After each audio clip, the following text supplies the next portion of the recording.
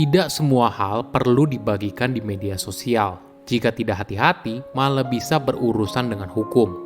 Halo semuanya, nama saya Michael. Selamat datang di channel saya, Sikutu Buku. Kali ini saya akan bahas kenapa suka banyak hal heboh di media sosial. Misalnya kasus belakangan ini soal video YouTube yang berisi sekelompok wanita membahas pengalaman mereka menjalani FWB namun dikaitkan dengan edukasi seks. Atau pernyataan dari Ketua Umum PDIP Megawati Soekarnoputri saat rapat kerja nasional partainya soal tukang bakso yang dianggap tidak pantas. Mungkin hal ini ada kaitannya dengan fenomena oversharing, di mana kita membagikan informasi pribadi berlebihan kepada orang lain. Di sisi lain, mungkin saja kita masih sulit membedakan antara dunia nyata dan dunia maya.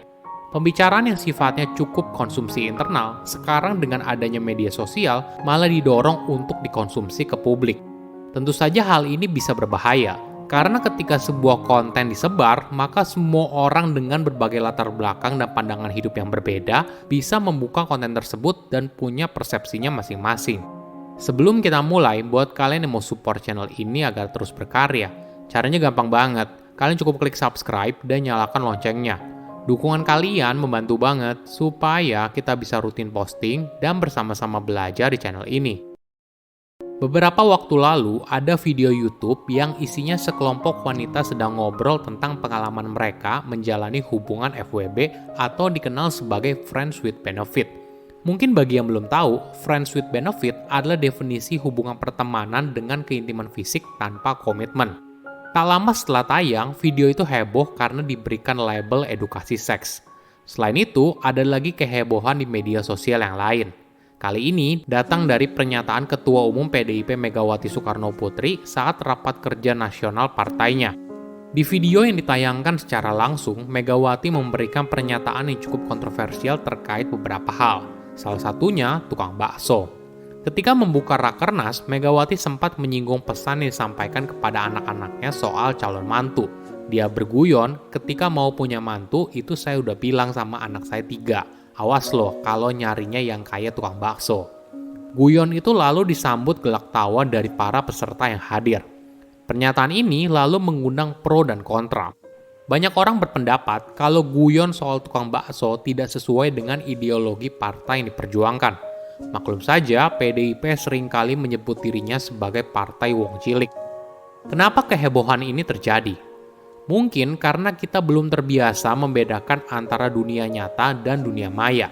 Maksudnya begini, misalnya kembali ke kasus sekelompok wanita yang membuat video dan membahas soal pengalaman FWB. Menurut saya, ya tidak masalah apabila ini hanya jadi konsumsi di lingkaran pertemanan mereka saja. Namun ketika disebarkan ke media sosial, nah, ini jadi tidak terkontrol. Kita tidak tahu siapa yang mengkonsumsi konten yang kita sebar. Kita tidak tahu latar belakangnya, pengalaman hidupnya, pandangan hidupnya, dan sebagainya. Ketika kita bertemu dengan orang yang 180 derajat berbeda, maka konten ini bisa jadi sangat sensitif bagi beberapa orang. Sama halnya dengan pernyataan Megawati dalam Rakernas PDIP. Ketika konsumsi internal menjadi konsumsi publik, maka bisa menimbulkan hasil yang tidak diharapkan. Saya yakin ini tidak sesuai dengan apa yang diharapkan di awal ketika ingin menyebarkan Rakernas ke publik. Padahal seharusnya momen Rakernas bisa jadi cara untuk menggalang dukungan dari publik. Tapi dengan adanya beberapa kalimat kontroversi, fokus publik malah ke hal yang lain. Bukan pada program dan visi yang ingin dicapai oleh partai, malah mencoreng citra partai itu sendiri. Fenomena viral di media sosial mungkin erat kaitannya dengan perilaku oversharing. Kondisi ini terjadi saat kamu menyebarkan informasi dengan jumlah yang tidak pantas tentang kehidupan pribadi. Hal ini bisa terjadi baik secara online atau offline, bahkan bisa juga kepada teman atau orang asing. Tidak hanya soal pengalaman atau pernyataan yang kontroversi. Kita pasti sering lihat di media sosial kalau ada teman atau orang asing yang menyebarkan soal masalah yang sedang dialaminya, mengunggah foto yang memalukan atau yang sifatnya pribadi, atau membagikan informasi berlebih soal anggota keluarganya, khususnya anak-anak. Sebuah studi menemukan kecenderungan oversharing ternyata meningkat seiring usia. Riset dengan responden yang beragam dari umur 17 tahun hingga 84 tahun menemukan orang yang lebih tua cenderung menyebarkan informasi yang pribadi kepada orang lain. Media sosial memang mendorong kita untuk membagikan sesuatu. Kadang kita tidak tahu batasan sejauh mana sesuatu boleh kita bagikan di media sosial atau tidak. Apalagi kalau kita menganggap kalau teman-teman di media sosial cuma teman dekat saja. Bagaimana caranya untuk mencegah oversharing? Pertama, pikir dulu sebelum posting. Mungkin kamu pernah dengar istilah bijak bersosial media. Nah, ini poin yang sangat penting. Sebelum posting apapun, coba cek 2 kali. Apakah konten ini berisi informasi yang sifatnya pribadi? Atau apakah konten ini bisa menyinggung perasaan orang lain? Jangan sampai gara-gara konten yang kamu posting, kamu malah punya masalah hukum. Kedua, tiap informasi punya audiens yang berbeda.